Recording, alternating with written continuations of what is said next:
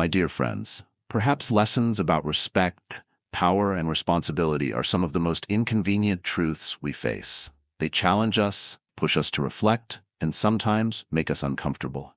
But today, we're diving into a story that forces us to confront these very ideas. A woman, simply enjoying her afternoon, suddenly finds herself the target of three officers who think they hold all the power. They're confident, smirking, amused. But what they don't realize is they've just picked the wrong person. What happens next is a masterclass in composure, courage, and reminding the world that authority comes with accountability.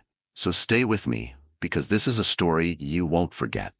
And if you believe in sharing stories that make people think, question, and see the world differently, take a moment, one simple free action, and hit that subscribe button, because these stories matter.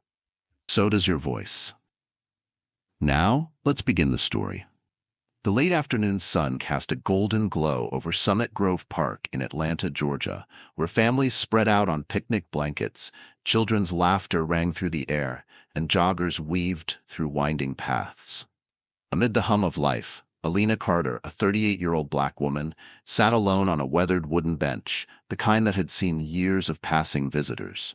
Positioned under the broad shade of a magnolia tree, the spot offered just enough seclusion for comfort, but remained open enough to blend in. She had deliberately chosen this place, a quiet sanctuary, a momentary escape from the relentless demands of her career. A well-worn paperback rested in her hands, its edges softened from repeated readings. The scent of ink and aged paper was familiar, grounding. She crossed her legs casually, the hem of her soft floral dress brushing against her calf. A slight breeze lifted the loose strands of her dark curls, offering a brief moment of relief from the lingering summer heat. Elena wasn't just a woman enjoying an afternoon read. She was a highly trained CIA agent, a strategist, a protector. But here, she was simply herself. She turned a page, her mind half immersed in the world of her book, when, out of the corner of her eye, she noticed them. Three uniformed officers strolling along the paved path, their laughter cutting through the calm atmosphere. Something about their presence put her on alert, not their uniforms, but their demeanor. They weren't responding to a call, nor were they engaged in active patrol. They were too relaxed, too casual, too interested. Elena had spent years learning to assess a situation before it unfolded. She had been trained to read people in an instant, their body language, their intentions, their tells. And right now, every instinct in her screamed that she had become their target. She didn't react. She never did, not immediately. Instead, she observed. Observation was power. She made a small, deliberate movement, folding the corner of her page and setting the book beside her, as if simply pausing to take in the afternoon. But internally, she was bracing.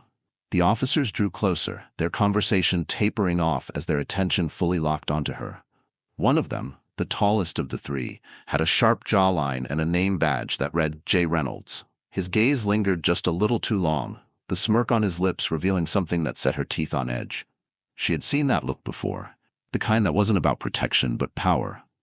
"Afternoon, ma'am," Reynolds said, stopping directly in front of her. The greeting was polite, but the smugness beneath it soured any pretense of civility. Elena looked up, her expression unreadable, calm, controlled, unshaken. "Afternoon, officers," she responded evenly, offering nothing but measured neutrality. The second officer, a shorter man with mirrored sunglasses, adjusted them with an unnecessary flourish, his eyes darting downward. Elena noticed he wasn't looking at her face. "You enjoying the weather?" Reynolds continued, but the way his mouth twisted at the corners made it clear. He wasn't interested in her answer. Elena held his gaze for a beat before replying. "It's nice," she said simply, giving them nothing. She could already see where this was heading. This wasn't about community safety. They were bored, looking for an easy interaction to twist into something more. And she, a lone black woman sitting quietly in a public space, had become their entertainment for the moment. Reynolds glanced at the book beside her, tilting his head slightly. "Don't see too many folks reading paperbacks these days," he remarked. "What's the title?" Helena hesitated, not out of fear but calculation. "Just something I've read before," she answered, her voice carefully neutral. A deflection. A test. The third officer, a younger man with a less aggressive demeanor, stepped forward slightly. "Mind if we take a look?" His tone was smoother, but his role in this dynamic was clear. He was following the lead of the others. Reynolds chuckled. That chuckle made Elena's stomach tighten, not in fear, but in irritation. It was the sound of someone who thought he was in control. Elena leaned back slightly, placing her hands calmly in her lap, her fingers lightly brushing against the fabric of her dress. "It's just a book," she said, her voice firm but polite. "Why would you need to see it?" The question caught them off guard. For the briefest moment, Reynolds' smirk faltered. "Just making conversation," he said, though his voice carried an edge. A shift, a test of power. Elena recognized the moment, the unspoken attempt to make her feel small. But she had spent her life ensuring that no one ever succeeded in that. The officer with the sunglasses shifted his weight, clearly emboldened by Reynolds' lead. Then, without warning, his hand reached out, brushing the fabric of her dress near her knee. It was quick, casual, deliberate.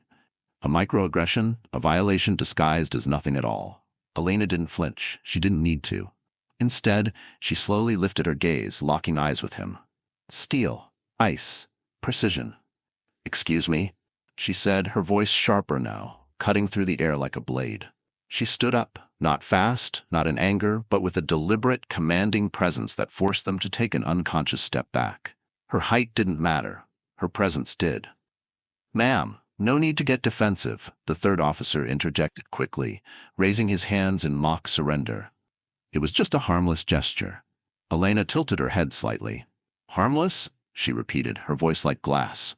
She took a step forward, controlled but unyielding. "Let me make something very clear." The laughter was gone now. The amusement drained from their faces. Then, with slow, deliberate movements, she reached into her bag. Their expressions shifted, from smugness to something else.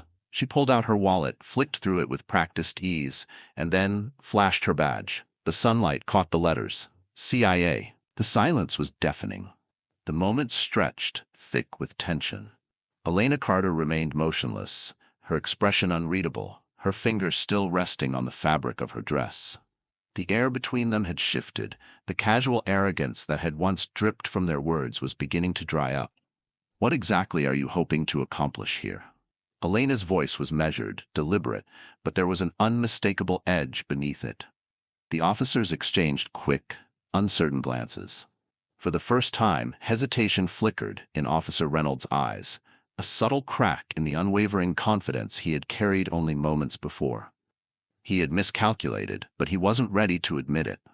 "Ma'am, you don't need to take it that way," the officer with the sunglasses, Officer Kent, said, raising his hand slightly in a mock gesture of surrender. His tone had shifted, no longer playful, but still attempting to maintain control of the narrative. "We're just making conversation." Elena wasn't buying it. She straightened her posture, forcing them to shift backwards slightly, an involuntary response to her deliberate movement.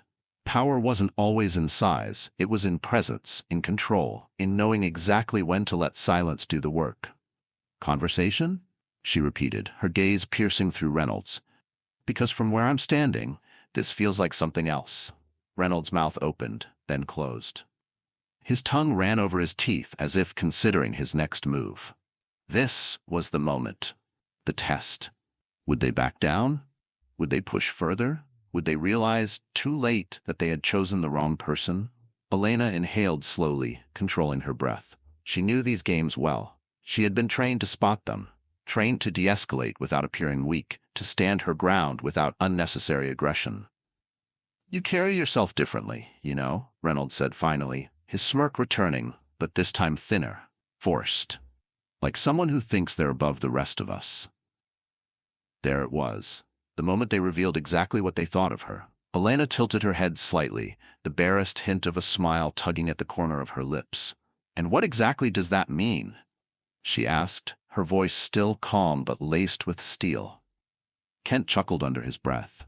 The younger officer, who had been silent up until now, shifted uncomfortably, as if sensing that things were about to take a turn he hadn't signed up for. Reynolds exhaled through his nose, glancing around as if checking to see who else was watching. And people were. A few park-goers had subtly slowed their steps, their eyes flickering toward the interaction. They weren't close enough to intervene, but they weren't far enough to ignore it either. Elena could feel the moment tipping, the delicate balance between their amusement and their uncertainty. Then Kent took a step forward. It was subtle but deliberate.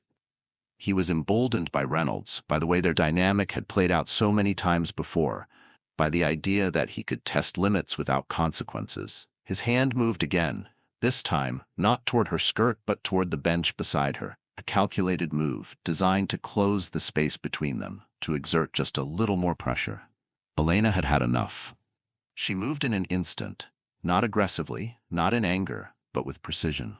In one fluid motion, she reached into her bag, her fingers closing around her wallet, and pulled out a small leather case.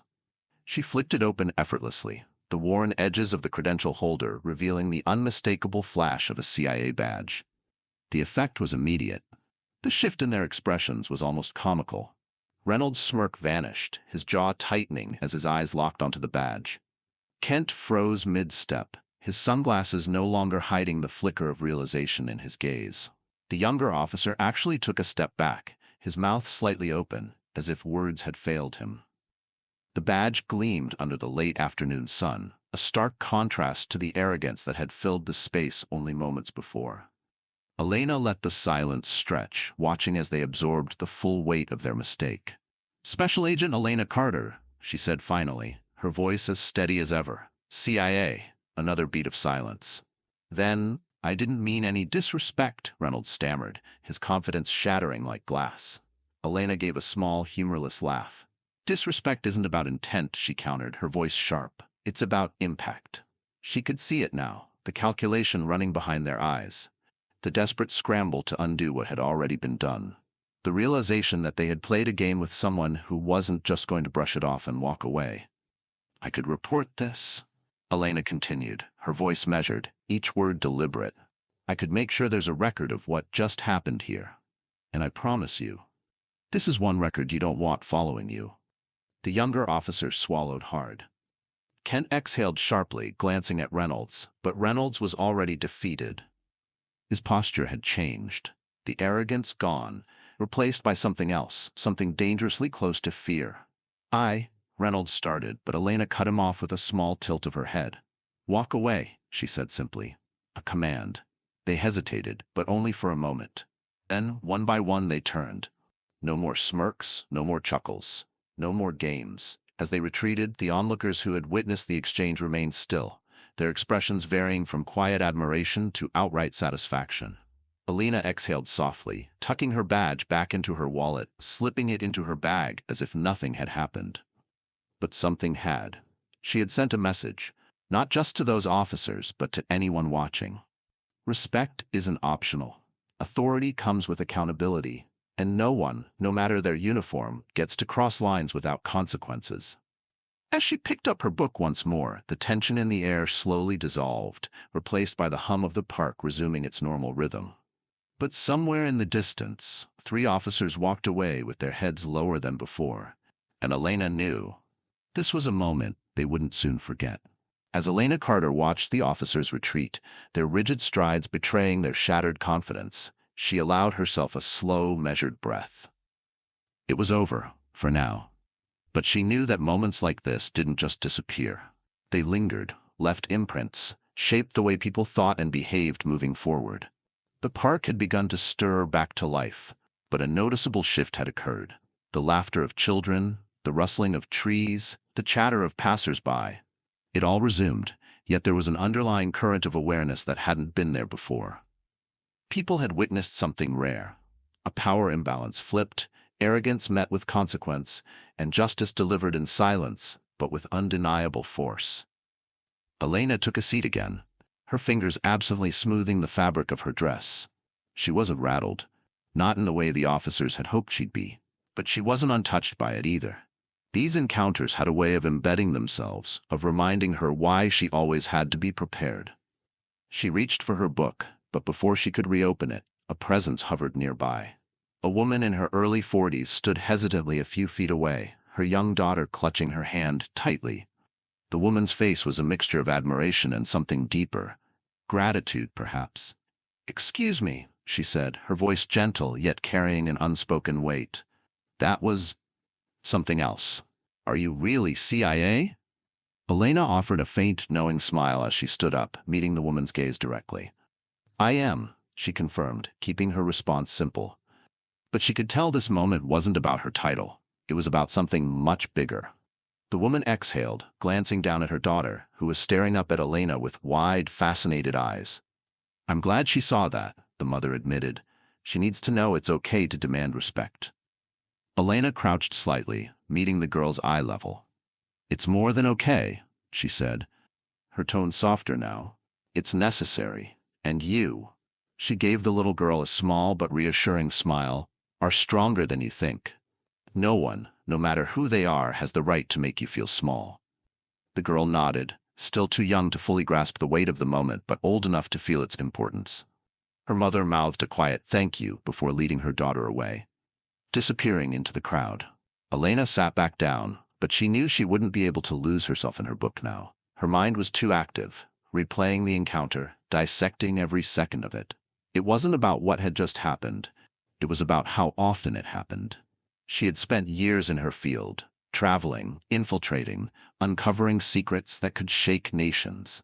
And yet, moments like these, the casual, everyday injustices, reminded her that power wasn't just misused in the shadows. Sometimes it happened right in the open, under the afternoon sun, in the middle of a crowded park. The difference was, today, the people who thought they held all the power had been forced to reckon with the fact that they didn't. Later that evening, as Elena walked home, she could still feel the echoes of the confrontation settling into her bones. She had faced worse threats in her career. She had been in situations where a single wrong move could cost lives. And yet, the interaction from earlier that day weighed on her in a different way. Because this wasn't about espionage. It wasn't about classified intelligence or high-stakes operations. It was about boundaries, about respect, about knowing when to stand up. As she neared her apartment, her phone buzzed in her pocket. Pulling it out, she saw a familiar number. She answered, bringing the phone to her ear. Elena, the voice on the other end said, a mixture of curiosity and amusement. It was her supervisor. I assume you already know why I'm calling. Elena sighed but wasn't surprised. Let me guess, she said. Somebody talked? Oh, they more than talked, her supervisor responded. Word travels fast when a CIA agent puts 3 uniformed officers in their place. Elena leaned against the doorway of her building, a smirk tugging at her lips. I didn't do anything, she said lightly. Just reminded them that their badges don't make them untouchable. A pause. Then, a chuckle on the other end. You handled yourself well, her supervisor admitted, but expect some questions. Elena knew what that meant. Incidents like these always attracted attention, some good, some bad.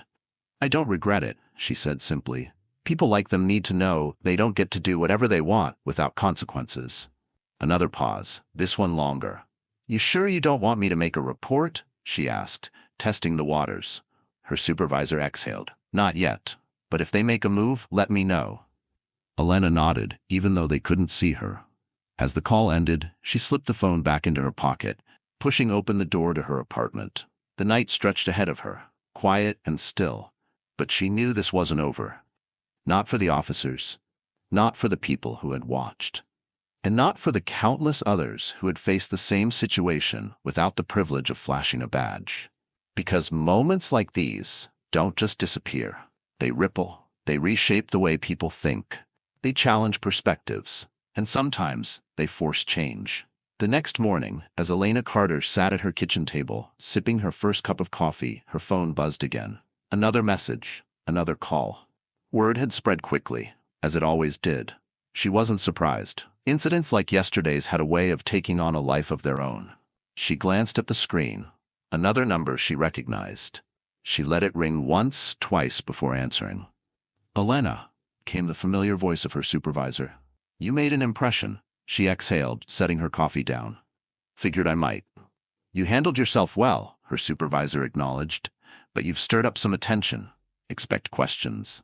Elena smirked slightly, leaning back in her chair. Nothing new there. There was a pause on the other end. Not judgment, not concern, just recognition. Her supervisor knew exactly the kind of battles she had fought before, both on the field and off. "You don't regret it, do you?" She didn't hesitate. Not for a second. Moments like this were unavoidable. When you stood your ground, when you demanded respect, when you refused to let power go unchecked, there were always consequences. Some people would praise her. That some would scrutinize her, and others would try to twist the story into something it wasn't. But none of that mattered. Her job had never just been about national security or covert operations. It was also about principles, about showing people through action what it meant to stand firm, even when it wasn't convenient. She had spent years watching, learning, preparing, years understanding that power wasn't just about what you had, but about how you wielded it. That was the lesson those officers had learned yesterday. For them, the incident had been a wake-up call, a reminder that authority comes with responsibility, not entitlement. They had picked the wrong person to intimidate, and now they would remember that mistake. But for the people who had watched, the exchange had become something more. It was a moment of reflection, a lesson in standing up, speaking out, and the quiet power of refusing to back down. Elena knew she couldn't change everyone. She couldn't erase bias or arrogance with one conversation. But if her actions had made even one person pause, reconsider, think twice before making an assumption, then it had been worth it. Because in the end, strength isn't just about what you can do, it's about what you stand for. As she returned to her usual routine that day, she carried the moment with her, not as a burden, but as a reminder of the power in standing firm, a reminder that respect is a two-way street, a reminder that assumptions can be costly. So the next time you see someone, take a second. Consider the story you don't know, the experiences they've lived, the boundaries you might be stepping on. And if this story resonated with you, don't forget to like, comment, and subscribe. Because stories like this, big or small, can change perspectives. They can spark something bigger. And sometimes, that's all it takes to start a movement.